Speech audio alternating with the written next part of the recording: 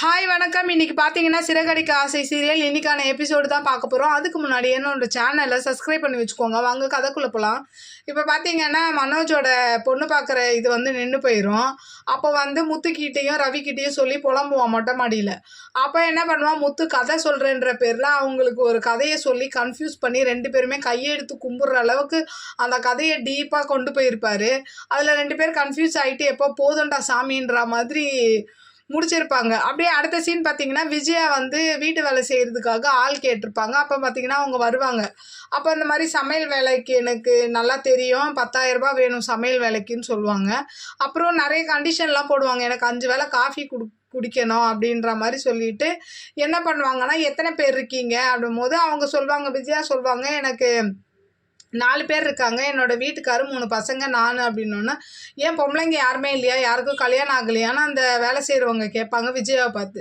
விஜயா சொல்லுவாங்க, எல்லாருக்கும் கல்யாணம் ஆகிடுச்சு, ஆனால் இப்போ யாரும் இங்கே இல்லை, இப்போதைக்கு இவங்க மட்டும்தான் இருக்காங்கன்னொன்னா அந்த அம்மா என்ன சொல்லும், ஆம்பளைங்க இருக்கிற வீட்டில் நான் வேலை பார்க்க மாட்டேன், அப்படியா இருந்தால் நீங்கள் வீட்லேயே இருக்கணுன்ற மாதிரி சொன்னோன்னா நிறைய கண்டிஷன் போட்டோன்னா விஜயா என்ன பண்ணுவாங்க, கோவப்பட்டு அவங்கள திட்டி அனுப்பிச்சி விட்ருவாங்க.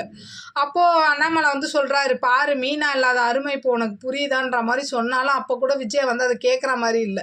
இந்த விஷயத்த என்ன பண்ணுறாரு, முத்து எடுத்துகிட்டு போய் மீனா கிட்ட சொல்கிறாரு. அப்போது இந்த மாதிரி ஒரு வேலை செய்கிற ஒருத்தவங்க இந்த மாதிரி அம்மாவை ரொம்ப கோவப்படுத்திட்டாங்க அப்படின்னும் போது அப்போ இவங்க என்ன சொல்கிறாங்க, நான் வேணா வேலைக்கு ஆள் வைக்கட்டுமா அப்படின்ற மாதிரி மீனா கேட்குறாங்க.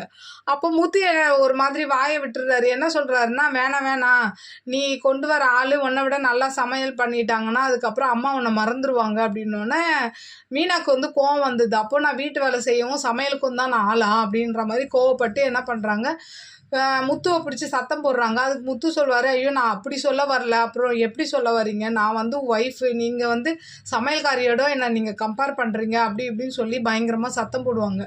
அப்போது இவர் எவ்வளோ சமாதானப்படுத்தி அதுக்கப்புறம் தோப்புக்கரணெல்லாம் போட்டு சமாதானம் ஆகிடுவாங்க. அப்படியே இந்த பக்கம் பார்த்திங்கன்னா ஸ்ருதியும் ரவியும் ரெஸ்டாரண்ட்டில் அவர் ஏதோ ஒரு புது டிஷ் பண்ணியிருப்பார். அதுக்கு ஸ்ருதியோட பேர்லாம் வச்சு அந்த டிஷ்ஷை சாப்பிட்டுக்கிட்டு இருக்கும் போது அந்த இடத்துல மீனா வராங்க. மீனா இந்த மாதிரி நீத்து ஹோட்டல் வேலையை விட்டுட்டு பூக்கடை வேலை ஆரம்பிச்சிருக்கா, அதுக்கு சிந்தாமணி தான் உதவி பண்ணிகிட்ருக்காங்க, அதுவும் ரவி பேரில் தான் ஆரம்பிச்சிருக்கான்னு சொன்னோன்னா ரவியும் ஸ்ருதியும் ரொம்ப ஷாக்கிங் ஆகிடுறாங்க. அப்போ அதுக்கு ரவி சொல்கிறாரு, இப்போ இது எப்படி தடுக்கிறதுன்ற மாதிரி சொன்னோன்னே, அதான் அந்த சிந்தாமணி அம்மாவோட ஃப்ரெண்டாக இருக்காங்க, நீங்கள் வேணால் போய் அத்தைக்கிட்ட பேசுங்கன்ற மாதிரி இவங்க மீனா சொல்லுவாங்க. அப்போ அதுக்கு இவரும் கூப்பிடுவார், வாங்க நம்ம எல்லாரும் போய் பேசலாம் அப்படின்னோன்னா மீனா சொல்கிறாங்க, எனக்கு அத்தையை பார்த்தா ஆகாது, அதனால் நான் வரல, நீங்கள் 2 பேரும் வேணால் போய் அத்தைக்கிட்ட பேசுங்க அப்படின்ற மாதிரி சொல்கிறாங்க. அப்படியே இன்றைக்கான எபிசோடு முடியுது, பார்க்கலாம். சிந்தாமணியை நீத்துவும் சேர்ந்து ரவியை என்ன பண்ண போகிறாங்கன்னு தெரில. இந்த சீரியல் பார்த்துட்டு உங்களோட கருத்துக்களை என்னோட கமெண்ட் பாக்ஸில் சொல்லுங்கள். என்னோட சேனல் பிடிச்சிருந்தால் லைக் பண்ணுங்கள், ஷேர் பண்ணுங்கள், கமெண்ட் பண்ணுங்கள். என்னோட சேனலை சப்ஸ்கிரைப் பண்ணி சப்போர்ட் பண்ணுங்கள். நன்றி, வணக்கம், பாய்.